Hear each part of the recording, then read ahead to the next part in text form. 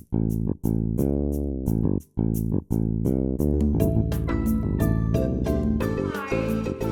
name is Titane Laurent. I am the art director of the Laurent Gallery, and I'm so glad to be with you tonight because I have a great message. It's not just like a message, it's a dream that I had, and it's just such an important dream that I want to share with you because somehow in my dream you were in it too.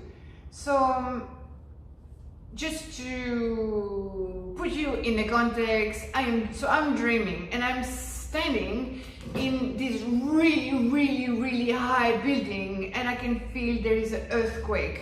The building starts moving right, left, and I'm just like in this terrible movie where actually what happened is the movement is so big that all the furniture is coming my way and crushing me against the wall, and really I'm terrified and I know I'm gonna die. I know at some point the wall is gonna collapse and I'm gonna just fall by the window or by the, the gap in the wall, and I'm gonna die. So but the strange thing is when I am fighting for my life, suddenly in the middle of my living room, there is this dude that just arrived from nowhere, stand in the middle of the living room like that, sort of like that, but very quiet and actually a bit blurry and shiny, but I managed to see him. And this person, just by being there, seems like it calmed the earthquake. And I just quickly saw him and I recognized him, and this dude was Benjamin. Benjamin is actually the boyfriend of my daughter, and it was weird to see him, and yeah, the whole thing was weird. And then just by him being there, I managed to escape, and I find myself outside the earthquake, walking peacefully on a little path surrounded with green pasture, and I know I'm safe. I don't know how, but also I know that Benjamin is still inside. And then I turn my head, and what I see is just this huge vision of the city with everything collapsing, building after building, house after house, and then the building was just collapsing like slice. So I could see inside the building, and I could see the people in the kitchen, in the bathroom, falling and dying. It was just horrible. And there's one thing, when I was walking, still feeling sorry for all these people and feeling sad for poor Benjamin, is that I thought was still probably in the apartment.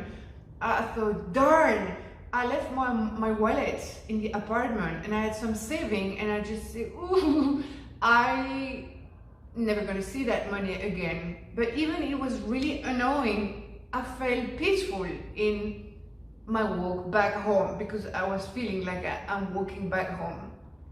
So when I wake up, I was just really upset, at peace because of the happy ending, but still upset. So I just, God, what does this dream mean? And actually with the help of God and looking at the symbolic meaning of the earthquake, I really got a meaning of it, and I want to share with you because I know you need to hear that. First of all, a building is your life. Secondly, the earthquake is an expression of the difficulty you are living in your real life. So for me, it was really hard because of the pandemic. We have to close the gallery, so finance zero. We had to cancel all the exhibition. I had this huge exhibition in Sydney that was cancelled too. Having the children at home, not being able to go anywhere. Even my marriage seems like an earthquake had shaken the building. And then suddenly I felt sick. The dry cough, the tiredness, the fever, the not being able to walk 10 meters without being out of breath. That was me, that was my life. And I'm just waiting for the result to see if I had the virus, and I really thought, that's it. I was dying. I imagined so much that I was dying that I even called my sister. Not that I tell them whatever I was thinking negative. I just want to make sure that they knew that I love them. It was that bad. So, earthquake. Are you going through an earthquake Are you suffering from depression? Or are you being hurt? Are you being sick? Are your finances collapsing? Is your marriage collapsing too? I mean, we all have earthquake, especially at this time, this really important time in our life. And I'm sure you want to have a savior, like I had a savior, right? So I asked God, but who is Benjamin? Like seriously, who is this dude? I know Benjamin is not like really strong, like he could just be that powerful that he could keep my building stable.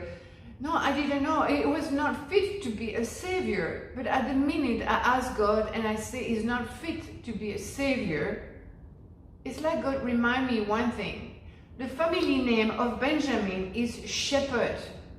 And it's just like tilts. I know what just happened. My savior is Jesus. Jesus is the shepherd that we have been spoken about. Like it's that 2,000 years ago. And even in John 10:11, Jesus said, I am the good shepherd. The good shepherd laid down his life for the sheep. And I was the sheep. And God saved me. Jesus saved me in this time of trial. And I'm telling you, it's not just in my dream, in the reality of my life, my finance, my marriage, just the disease. I had so much miracle that happened that I cannot imagine how would you go through that without Jesus. So tonight I want just to remind you that there is a savior for you, for everybody that asks for, and his name is Jesus. So if you feel like you need that help, you need that support, you have enough to struggle, you have enough to try to fix things with your own strength and your own power, knowing that if you're just exhausted, you know, it's very simple. You just have to say, Jesus, I give you my life. Just say it. Even right now, Jesus, I give you my life. Just saying that, I can feel the peace of God on me, and I can feel that he will do the same thing for me. He will do it, the same thing, he did for me, he will do it for you. So this is my message tonight. Just ask. We have a personal savior all the time, and his name is Jesus. And you know, I was upset because I lost my wallet and my money. Yes, with this pandemic, we're going to lose some feather, we're going to lose some relationships, some money, some business. We're going to lose, that's for sure. But I want you to know that it is written that God has a plan for us, a plan not to harm us, but a plan for hope for the future, a plan for us to prosper. It is written in Jeremiah 29:11. And you know when Jesus said, I'm the great I am, do you know what it means to be the great I am? It's I am whatever you need. Do you need provision? I am your provider, Jehovah Jireh. I am your healer. I am your Prince of Peace. I am everything you need, your comforter. I am what will fill your heart if you feel lonely and unloved. I am whatever you need. So tonight, just don't wait. Just invite him. Just say, Jesus, I give you my life. So I wish you all the best. And I know it's going to change completely your life. Maybe not a big bada boom, but step by step. You're going to have more wisdom, more idea to fix the mess, more courage. You're going to have a will to live differently and to clean all the rubbish, because this is the time where we can clean our rubbish. So now take the opportunity. Okay, that's it for tonight. I wish you all the best. I love you. I keep praying for you. And I see you for our next message. My name is Titane Laurent, and I'm speaking for Modern Art. Bye-bye.